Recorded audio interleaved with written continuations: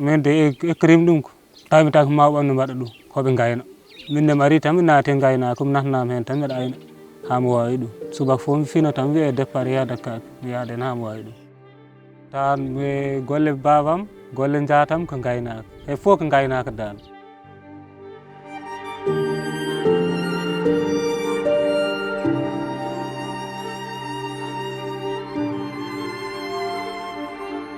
takim eko ko ɗum tawimi tanam hen waɗ babi ɓamum hen mbaɗ so hoɗo gasi tan min eggan min jeela yo hoɗ oɗo jaman heno waɗi hen ɗo min gonata min jahata tan balɗe ɗiɗi min jotto heno waɗi hen ɗo min mbaɗata hedde balɗe sappo walla balɗe sappo e joyyi walla balɗe nogas hen waɗi min keeɓa hen caɗele.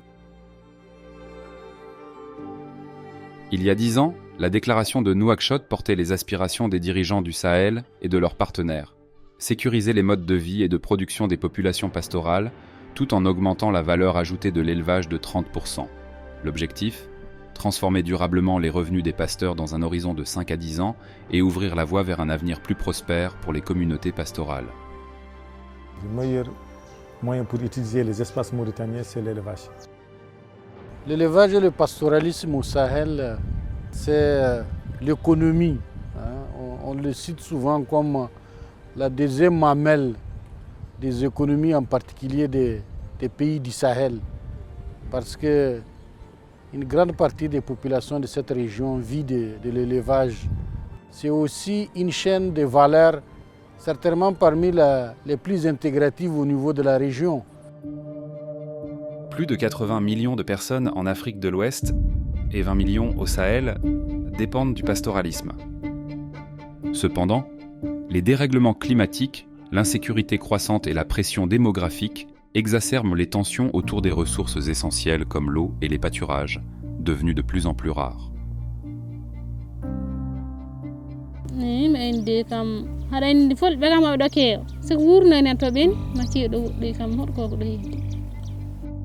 ndiyam ɗam de kam haɗam yeewe torɓe sabro bi on simin jeeyi han min ta homboyde han min ta mboɗo han min jollo janggat min gonɗo goto hen fof dañ barili min gat hoɗo ko noon ene waɗi hoɗo seeɗa tan ene waɗi hoɗo kam o ñamde nde kam min neɗɗo.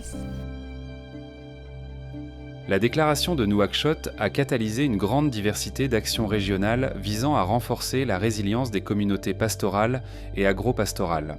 Avec plus d'1 milliard de dollars investis, ces initiatives couvrent la gestion des ressources naturelles, le développement des marchés de bétail et l'amélioration de la santé animale, impactant positivement la vie de plus de 20 millions d'éleveurs. ɓurno men wurto mi ayne yahna kaake ɗe moƴƴe siko ɗe moƴƴi mi wawa hen wuur ko ɗum wurtimi hen. Bon, ay do fara ka sabi ni yoro dilala ni yoro ñana bi se ka misi san ka balo abi ji ñuma soro abi yoro ñuma soro iba balo na ñana do bi ñebo afa iba fero ibi ta soro bu show basa am bu sikela do fana bay ulu fana ñebe bu afa ulu fana basa min manana min ñebo afa do iba fero ma wala boy ko tendi way do farla soro ka ne o fo ngo yoro ñele ngo do farla sara ni ko mi duru fere sa bi se ka tam fere ba do kan farla. Le pastoralisme et l'agro-pastoralisme offrent d'importants atouts économiques. Grâce à l'amélioration des chaînes de valeur du bétail, au renforcement de l'inclusion sociale et au soutien d'activités génératrices de revenus, près de 56 000 personnes, dont plus de 86% de femmes, ont pu diversifier leurs sources de revenus et envisagent un avenir plus prometteur.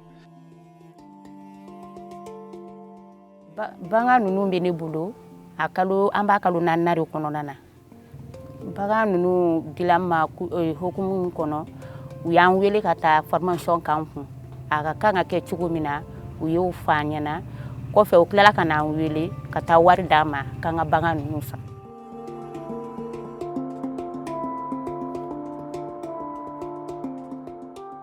D'ici 2050, la demande de viande et de produits laitiers en Afrique subsaharienne devrait augmenter de façon substantielle, avec une hausse attendue de 327% pour la viande et 270% pour les produits laitiers par rapport à 2012.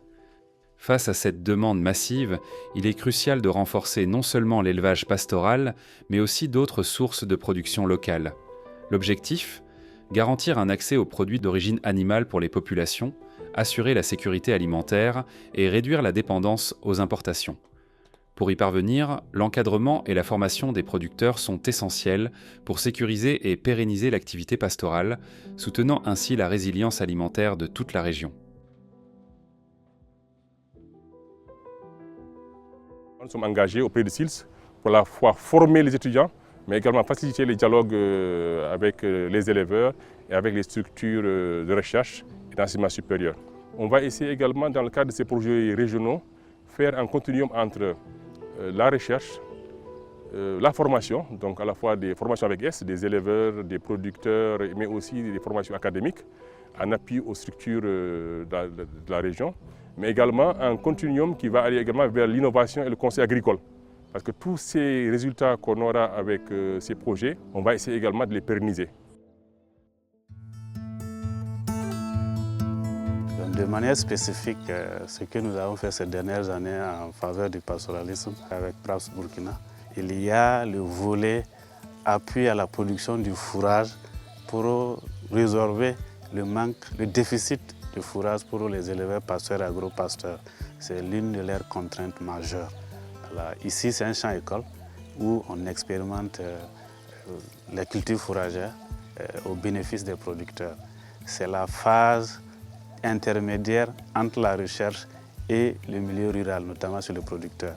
Ici, les techniciens, les agents montrent aux éleveurs quelles sont les cultures fourragères adaptées à leurs besoins et quelles sont les techniques culturelles qu'ils doivent adopter dans leur champ.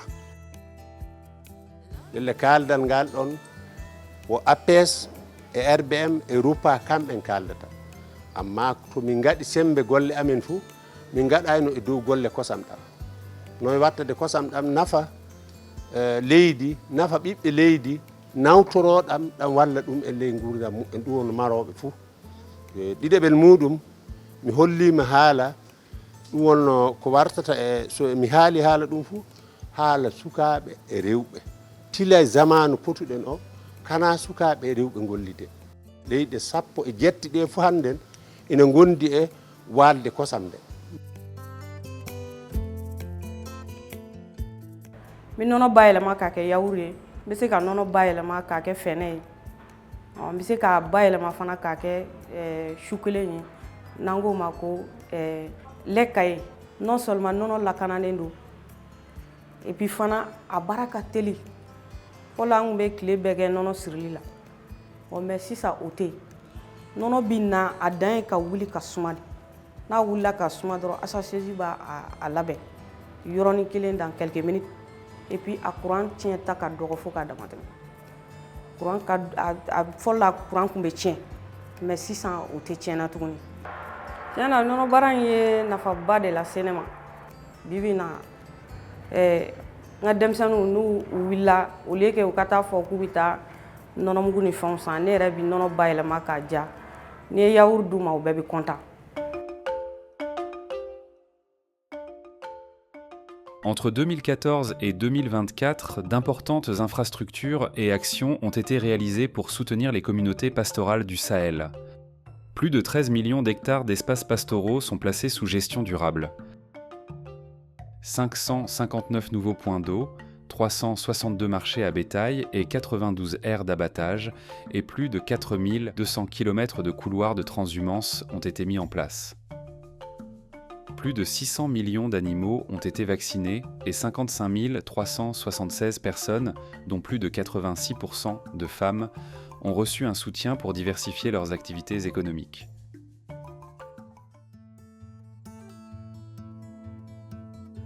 Au cours des 10 dernières années, la Banque mondiale a apporté plus d'1 milliard de dollars pour soutenir le pastoralisme et l'élevage dans les pays du Sahel et en Afrique de l'Ouest, notamment à travers le projet d'appui au pastoralisme au Sahel, le PRAPS, et d'autres opérations importantes. Les impacts sont positifs et visibles. Il est maintenant question de passer les actions à l'échelle pour les 20 millions de personnes dont le mode de revenu dépend de systèmes de production qui a su s'adapter avec succès aux exigences d'un accès aux ressources à la fois difficiles et limité. Aujourd'hui, plus que jamais, le pastoralisme et la mobilité sont au cœur de notre capacité à soutenir la gestion du territoire sahélien de façon durable et apaisée.